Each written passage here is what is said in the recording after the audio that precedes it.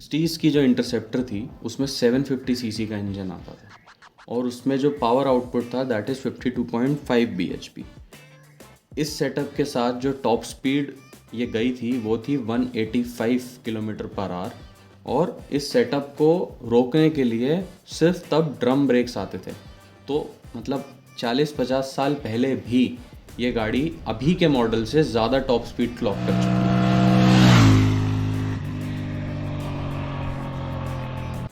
तो आज हम लेके आए हैं एक रेट्रो क्रूज़र या फिर बोल सकते हैं मॉडर्न क्लासिक, जो है रॉयल एनफील्ड की इंटरसेप्टर 650।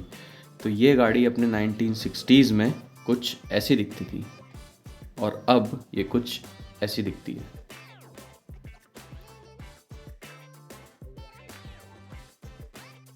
इनिशियल इम्प्रेशन की अगर बात करें तो मुझे लगता है इस बाइक को बाइक नहीं इंजन ही बोलना चाहिए, क्योंकि इसमें जो जो है वो सब कुछ इंजन ही है।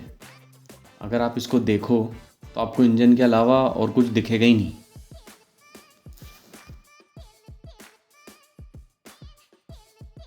इंटरसेप्टर में आपको मिलते हैं 7 colour option: orange crush, canyon red, Ventura blue, downtown drag, baker express, sunset strip and my favourite one is mark 2। तो फ्रंट की बात करें तो विंडशील्ड जो है वो एक्सेसरीज़ का एक पार्ट है, उसको आपको अलग से ख़रीदना पड़ता है। और जो हेडलैम्प है उसमें हैलोजन बल्ब हैं, जो टर्न सिग्नल्स हैं उसमें भी हैलोजन बल्ब हैं। तो अब रेट्रो स्टाइलिंग रखनी थी क्योंकि पुरानी वाली गाड़ी से रिजेम्बलेंस होना चाहिए, पर मुझे लगता है एलईडी अगर इसमें देते तो एक ज़्यादा बेटर डील होती। इतना पैसा कोई पे कर रहा है तो उसके लिए ऑब्वियसली। ये जो आपको दिख रहा है रबराइज स्प्रिंग लाइक स्ट्रक्चर, ये बेसिकली फोर्क गेटर्स होते हैं। तो ये वहाँ लगते हैं जहाँ पे ऑयल सील्स होती हैं। तो इनका काम ये होता है कि डस्ट को अंदर जाने से रोकना ताकि ऑयल सील लीक ना करे। तो यार होना भी चाहिए। लेकिन इसके जो सस्पेंशन है वो थोड़े सॉफ्टर साइड पे हैं और उससे कैसे हैंडलिंग पे इफ़ेक्ट आता है ये मैं भी आपको आगे बताऊंगा। में जो क्रैश गार्ड है वो आफ्टर मार्केट है, क्योंकि कंपनी के क्रैश गार्ड हमें इतने पसंद नहीं आ रहे थे। तो हमने फाइनली चूज़ किया कि हम इस वाले क्रैश गार्ड में जाएंगे। ये क्या है, थोड़ा सा बड़ा भी था और हमें लगता है ज़्यादा प्रॉपरली होल्ड कर पाता क्रैश के टाइम पे। और नीचे एक सम गार्ड लगा हुआ है। बेसिकली सम गार्ड के पीछे एक ऑयल फ़िल्टर है। तो कई बार ऑयल फ़िल्टर कई गाड़ियों में अंदर की तरफ होता है, इसमें एक्सटर्नली है वेट सम के कारण। तो वो भी एक इशू था, तो इस वजह से हमें एक सम प्लेट तो लगानी पड़ती। तो ये है वो सम प्लेट जो लगी हुई है। और जो डिस्क साइज़ है फ्रंट वो है 320 mm और रेयर का है 240 mm। और भाई इसके ब्रेक्स बहुत बढ़िया है, मतलब वो मैं आपको बता दूंगा। ऐसे कई शॉट्स हैं मेरे पास जो जिसमें मैंने अच्छी ब्रेकिंग करी है। और मतलब ऐसी कुछ गाड़ियां हैं जिसके पिछले ब्रेक आते ही नहीं है। मतलब दिखता तो है कि डिस्क आता है कंपनी की तरफ से, कैलिपर भी दिखता है आपको, लेकिन बाइट ज़ीरो है उसकी। अगर आप कैलकुलेट करो तो वो ज़ीरो बाइट पे है। इसकी बाइट बहुत अच्छी है रॉयल एनफील्ड की। इन्होंने ब्रेक्स पे तो बहुत ज़्यादा काम किया है। मतलब तब आते थे ड्रम और अब वाले डिस्क, मतलब बहुत ही बढ़िया ब्रेक्स हैं। उसकी हम आगे बात करते हैं। रियर में जो टायर आता है दैट इज़ 130/70/18। और ये जो टायर्स हैं ये है सीएट के जूम क्रूज़ एफ सीरीज़ के। तो ये एक्चुअल में कैसे हैं, रोड पे परफॉर्मेंस कैसा है और स्पेशली कॉर्नरिंग में कैसे हैं, वो उसकी आगे बात करेंगे।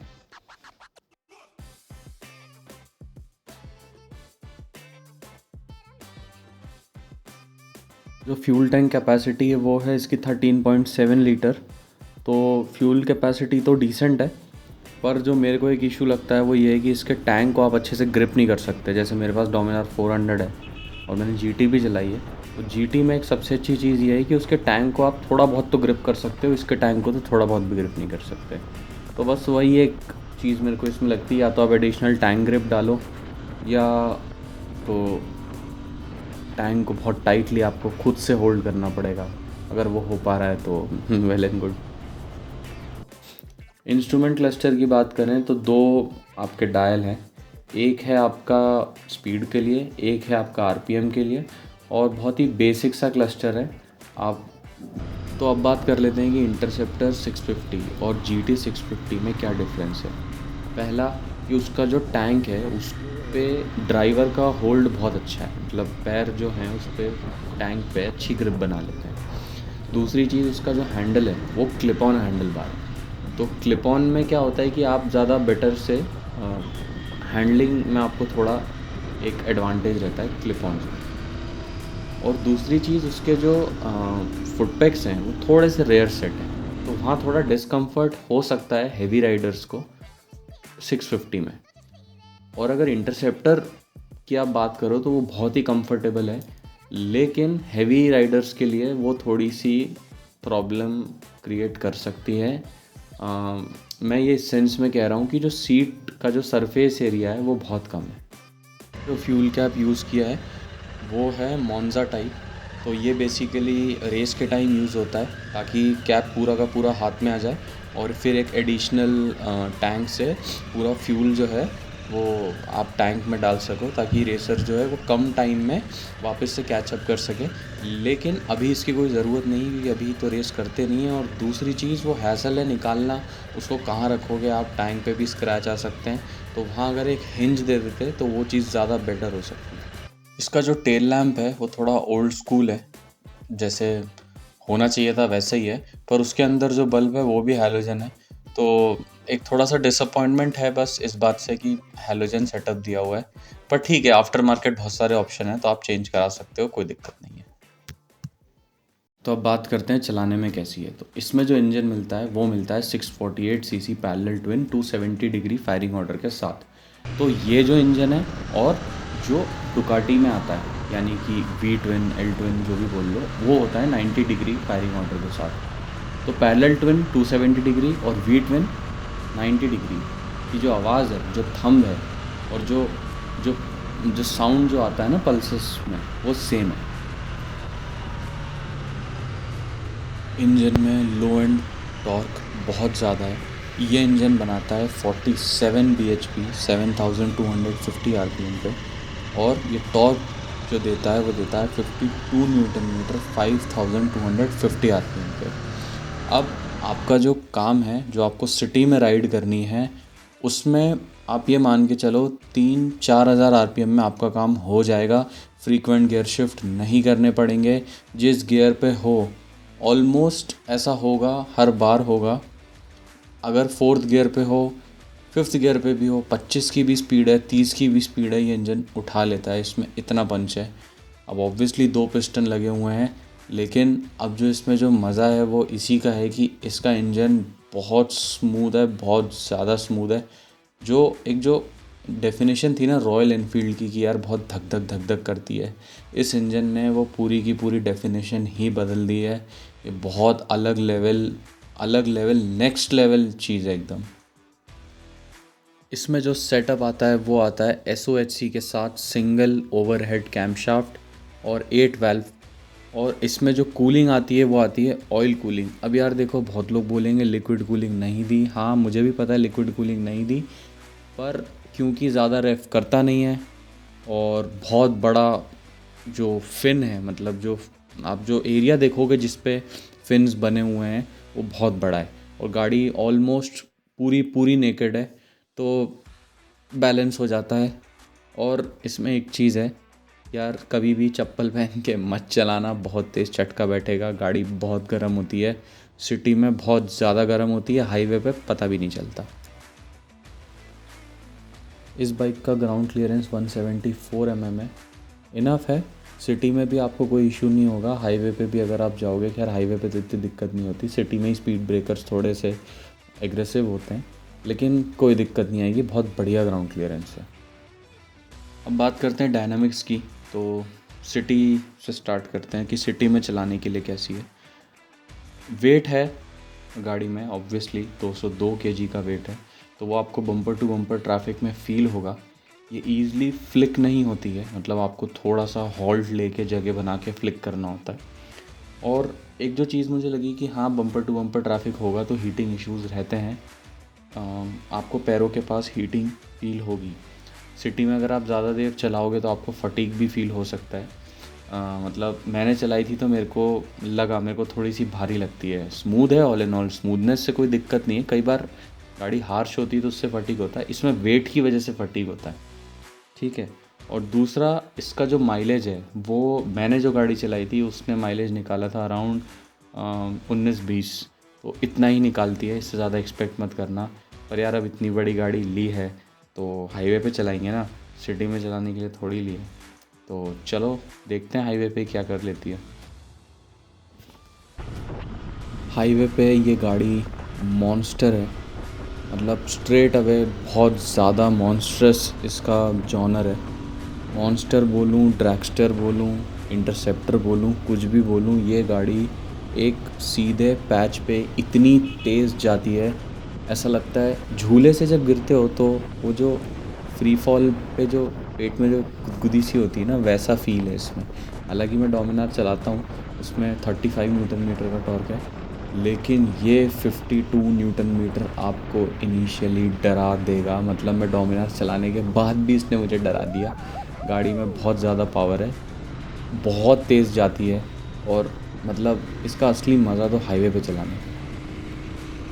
सिटी में आप चलाओगे तो आपको लगेगा ठीक है, बढ़िया है, लेकिन हाईवे पे चलाओ तो इसमें एक वाव फैक्टर है कि क्या चलती है यार, मतलब क्या चलती है, इतनी स्मूथ चलती है, इतनी स्मूथ चलती है। जिस गियर पे चल रहे हो चलते रहो, थ्रॉटल घुमाओ, वो दोनों पिस्टन अपना काम करेंगे और आपको गायब कर देंगे।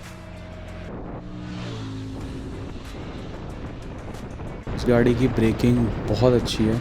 जो फील है ना, जब आप ब्रेक लगाते हो तो आपको जो कॉन्फिडेंस आता है कि नहीं यार ये रुक जाएगी, ये कहीं नहीं जाएगी, वो फील है इसमें। मतलब ये अब देखना, ये एक शॉट है, इसमें गाय आ गई थी मेरे सामने बहुत सारी, और मैंने बहुत पैनिक ब्रेकिंग करी थी, और वो समझ नहीं आ रहा हुआ क्योंकि 60 FPS पे फ्रेम है, लेकिन मैं खुद शॉक हो गया था कि इतनी जल्दी कैसे रुक गई, क्योंकि डोमिनार में पिछला ब्रेक नहीं आता है, आता ही नहीं है।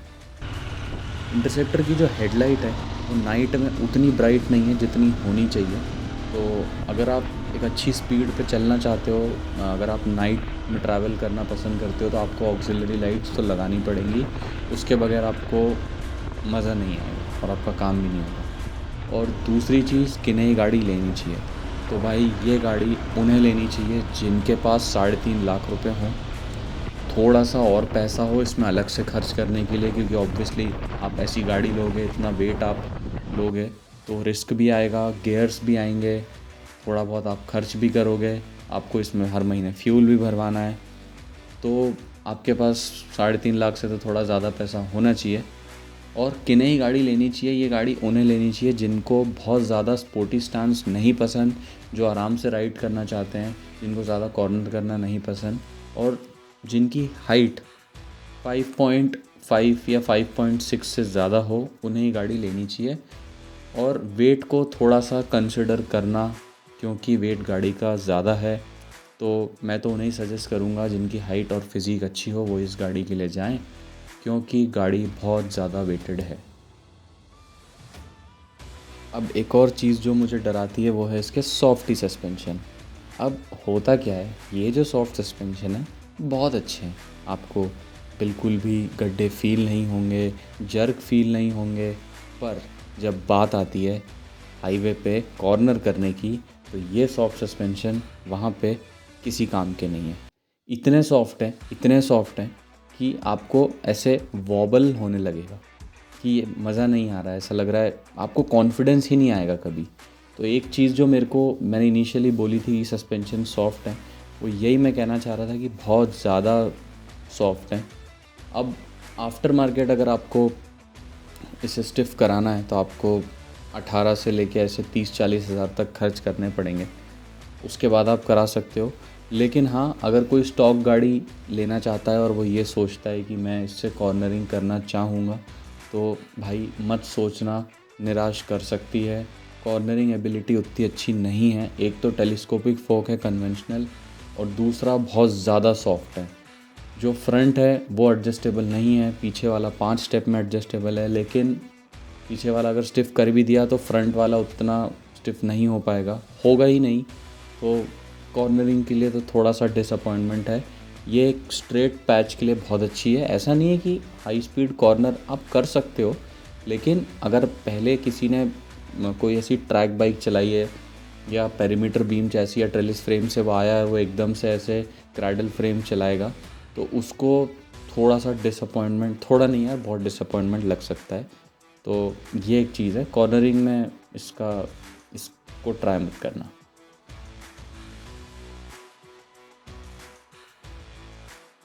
तक सब्सक्राइब कर दो जल्दी जल्दी, तो ऐसी ही वीडियो आती रहेगी आपके पास। और लाइक वाइक कर दिया करो यार, बहुत टाइम लगता है वीडियो बनाने में।